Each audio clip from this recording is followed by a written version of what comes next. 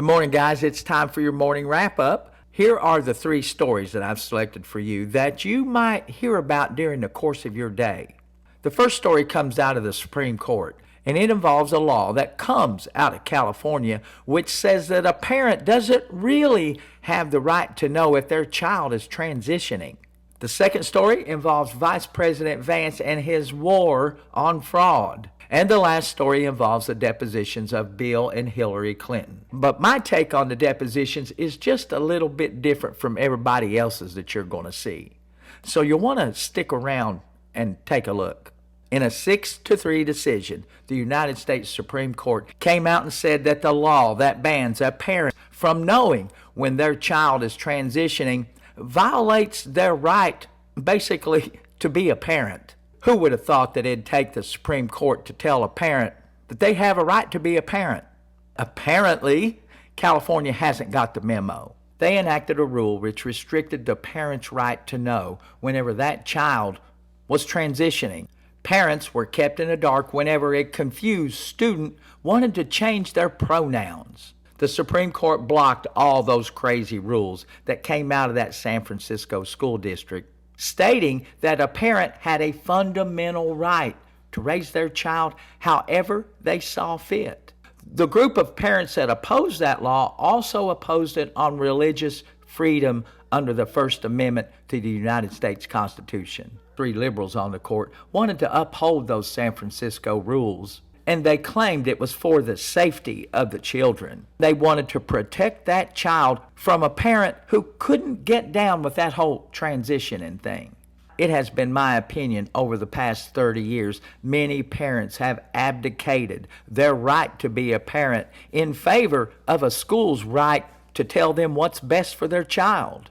I believe that whatever the school has to offer that parent and that student by way of education is merely a supplement. The parents are the primary educator of that child, and this recent Supreme Court ruling made it fairly clear. But tell me what you think about it. The second story involves fraud. It seems as though J.D. Vance has been tapped by the president to be the fraud czar. And if you're a fraud czar, the first place you're going to start is Minnesota. J.D. Vance has begun to cut Medicaid to the residents of Minnesota. On a fundamental basis, I'm all about cutting fraud. We all really need to take a look at how our states are spending our taxpayer dollars. It is my belief that money for Medicaid, food stamps, and all those other social services should go to United States citizens first. And if there's any money left over and a state wants to use it for anybody else, then they should be able to do that. The question becomes, how are those individuals going to get treatment for medical services that are already here?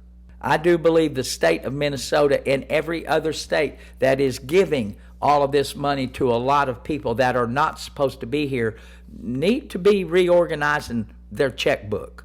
And if the citizens of any particular state believe strongly that they should support people who ought not be here, then they need to pony up some tax dollars and make sure that that happens. But the federal government, as a general rule, is getting out of the business of supplementing these states that want to give all of our tax money away to someone that don't belong here. So drop a comment in the box and let me know what you think. Now, this last story involves the depositions of Bill and Hillary Clinton. Although I'm not going to really talk about the spicy part of the depositions, I mostly want to use these depositions as a teaching tool. The contrast between Bill and Hillary Clinton couldn't be more clear. Former President Bill Clinton gave a master class on how to behave during a deposition. Hillary Clinton, the former Secretary of State, and Bill Clinton's wife, well, her deposition didn't go so well. If you were her lawyer, you probably wouldn't like her performance. So let's take a look at Miss Hillary Clinton's deposition, and I'll show you what I mean. We've touched on this a little bit, but just to make sure the record is totally clear here, you have said that you've never been to Mr. Epstein's island. Is that correct? You know what? I am so tired of answering that question. If you have one scintilla of evidence to the contrary, put it forward. I have never been on his island, period. I've never been in his homes, his offices, his anything. So I don't know how many times you have to say the same thing over and over and over again. And I just am struggling with the relevance of all of this. First off, you're going to notice that Hillary seemed a little bit agitated. And if you were in her shoes trying to defend her husband, you'd probably be a little agitated too. Getting angry and upset at the people asking you the questions isn't really the best thing to do. It makes you look really bad in front of a jury. And even though this was a taped deposition, if you're given a taped deposition, at some point it may be shown in front of a live jury. And you don't want to seem all angry and pissed off and defensive, the way that Miss Hillary Clinton was. Even if the questions seem irrelevant or insignificant, as Miss Clinton pointed out. That's going to happen. The lawyer on the other side is going to ask you some crazy, some personal, and some questions that you might think are not relevant. Do yourself a favor, answer the questions, and try to answer them with a smile on your face. Now let's take a look at former President Bill Clinton's deposition. I was wondering if you also agree that President Trump should answer questions of this committee. That's for you to decide, but he did know him well, and I once had a brief discussion with him about it.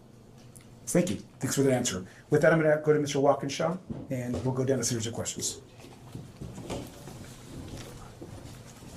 I hate this, but because I don't believe I should inject anything. But I do not want to leave the impression, but since there was no follow-up question, the president never, this is 20-something years ago, never said anything to me to make me think he was involved in anything improper with regard to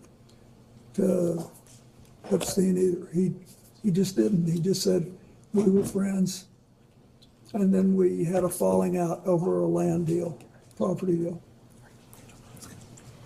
That's all. Like him or not, he did a marvelous job during his deposition. After the question was asked, he gave a slight, thoughtful pause. He had a pleasant look on his face after every question. He had a pleasant look on his face, a grin you might say even, when he was answering the questions. He didn't seem frustrated or angry or agitated. He just paused, thought, then he gave a quick answer. One lawyer even asked President Clinton if he thought that President Trump knew anything at all about this Epstein scandal. President Clinton's initial answer was no. And what followed shows Bill Clinton's humane side. As he sat there in his chair, he waited for a follow-up question to the initial question. And when he didn't hear one, he interjected. He also volunteered the fact that President Trump and Epstein had fallen out many years prior due to a real estate transaction. Now, President Clinton didn't have to interject that particular answer, but he did. He wanted to clear the record, as he said. He didn't want to mislead anybody into thinking that he believed President Trump had anything to do with all the shenanigans that you're hearing about today. And I'm going to give President Clinton a big old golf clap for that. He didn't have to do it, but he did. And that kind of shows you that possibly he's a pretty good guy. But you tell me what you think in the comments.